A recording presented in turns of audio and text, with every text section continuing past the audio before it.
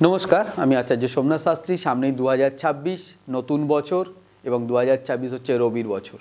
এই ভিডিওটা যেটা আমরা আলোচনা করব বিশ্বরাশির জাতক জাতিকাদের ক্ষেত্রে বা বিশ্বলগ্নের জাতক জাতিকাদের ক্ষেত্রে 2026 কেমন যেতে চলেছে। প্রথমত আপনাদের যিনি ভাগ্যপতি এবং কর্মপতির একাদশে অবস্থান অতীব শুভ।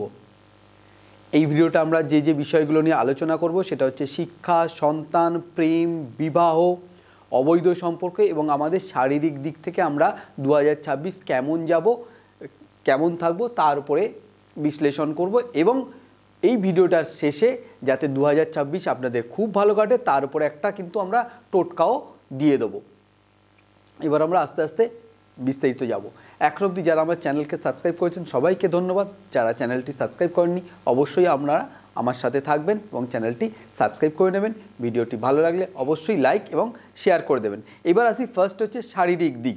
প্রথমত বৃষ রাশির ক্ষেত্রে আমি যেটা দেখতে পাচ্ছি, শনি যে জায়গাটায় বসে আছে 2026-এও শনি যে জায়গাটায় বসে থাকবে সেখানে রাশির ওপরে একটা কিন্তু দৃষ্টি থাকবে।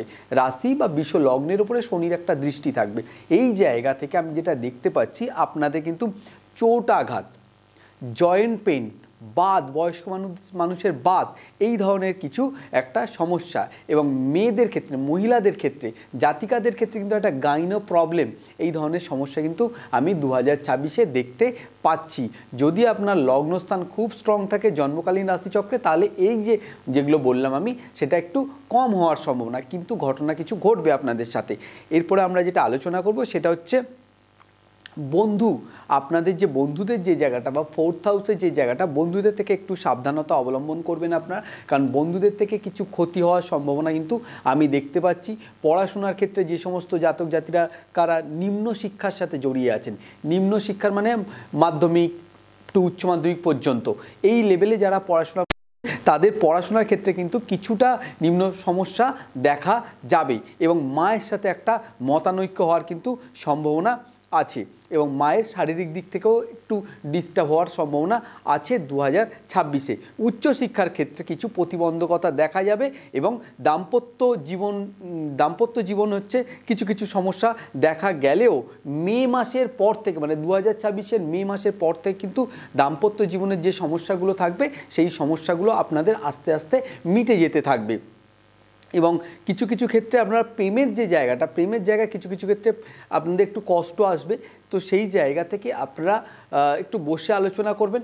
এপ্রিলের পর থেকে দেখবেন আস্তে আস্তে এই যে সমস্যাগুলো আছে বা আপনাদের প্রেমিক প্রেমিকাদের মধ্যে যে মতানৈক্যগুলো আছে সেই মতানৈক্যগুলো কেটে গিয়ে সম্পর্কটা আস্তে আস্তে আবার ভালো জায়গায় যাবে। এবার আপনাদের একটা আমি টোটকা বলে দিই যাতে 2026টা আপনাদের আরও ভালো কাটে।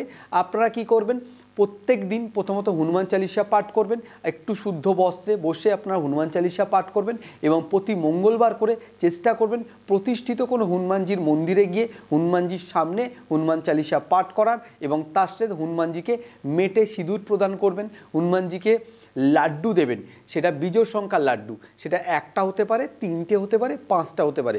যদি একটা দেন তাহলে হনুমানজির কাছে রেখে দিয়ে আসবেন, আর যদি তিনটে দেন তাহলে হনুমানজির কাছে একটা রেখে দিয়ে দুটো নিয়ে চলে আসবেন এবং বাড়িতে সেটা প্রসাদ হিসেবে খেয়ে নেবেন। আশা করি এটা যদি আপনারা কন্টিনিউ করেন তাহলে কিন্তু আপনাদের 2026-এ অনেক ঘাত প্রতিঘাত আসলেও সেটা আপনারা ওভারকাম করে বেরিয়ে যেতে পারবেন। অবশ্যই 3-4 মাস আপনারা করবেন, করার পরে আপনারা কেমন আছেন স্ক্রিনে যে নাম্বার থাকবে সেই নাম্বারে আমাকে যোগাযোগ করে আপনারা জানাবেন আপনারা কেমন আছেন। অবশ্যই আর একটা কথা আপনাদের বলে রাখি, যারা রাশি জানেন লগ্ন জানেন না তো আমাকে আপনারা আপনাদের date of birth, time, birth place এগুলো আমার হচ্ছে ওই ভিডিওতে আপনারা লিখে দেবেন, কমেন্টে আপনারা লিখে দেবেন। আমি আপনাদের রাশি হয়তো জানেন, লগ্ন আপনারা জানেন না, আমি আপনাদের রাশি এবং লগ্ন দুটোই আপনাদের আমি বলে দেবো। তো এটা আপনারা করলে আপনাদের যেটা সুবিধা হবে, আপনারা রাশি থেকেও ভিডিও দেখতে পারবেন এবং লগ্ন থেকেও ভিডিও দেখতে পাবেন। আশা করি ভিডিওটি আপনাদের ভালো লেগেছে।